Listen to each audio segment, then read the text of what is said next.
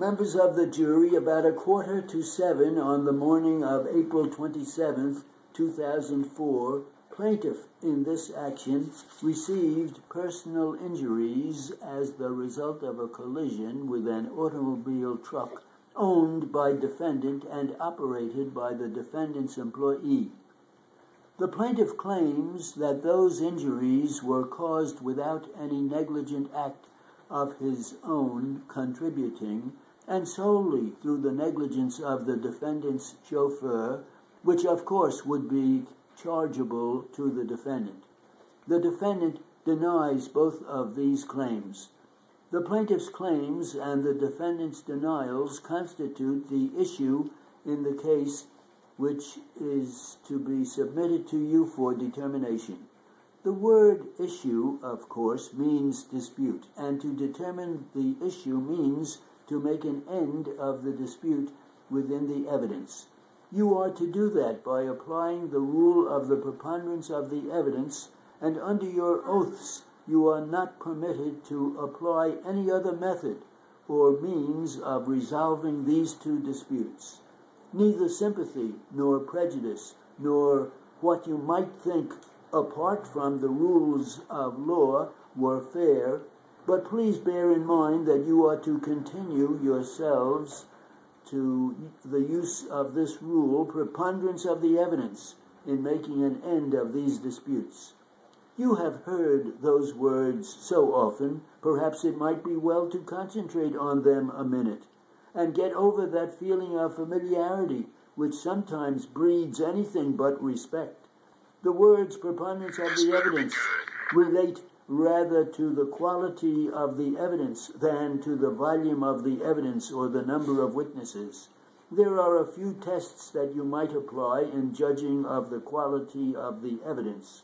One of them is the rule regarding interested witnesses.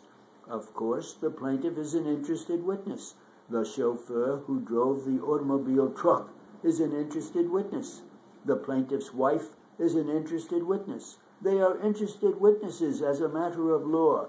You do not have to decide that, but it remains for you to decide whether any other witnesses in the case are interested witnesses as a matter of fact. It does not follow, however, that because a witness is interested either as a matter of law or matter of fact that you are to disregard all the testimony of the interested witness. It follows only that you are to take note of the interest and judge for yourselves how much bias, if any, attaches to the testimony of the witness because of his interest.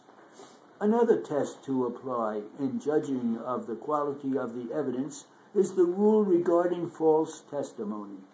There, the rule is more severe. If you find that any witness in the case has deliberately testified falsely on a material question of fact, then you are free to disregard all his testimony. Another test to apply in judging of the quality of the evidence is the test of probability. You are naturally familiar with that. You probably resort to it daily in your occupations. What was the natural, probable thing to have occurred here in the light of the evidence? Which is the more probable version as to the manner in which the accident happened? After you have applied these tests and selected what you regard as the credible evidence in the case, then put it aside. Put it, so to speak, in the scales on your brain. Remember at that point that the burden is on the plaintiff to satisfy you by this preponderance of the evidence that the accident happened in the manner in which he claims, that he was free from any negligence which contributed to it, and that the defendant's chauffeur was guilty of negligence which caused his injury. Very briefly stated, according to the plaintiff's version of the manner in which the accident occurred, he started to cross 8th Avenue near the southerly crossing of 23rd Street. He looked in both directions, and looking to the north, he saw the defendant's truck approaching at a fast rate of speed.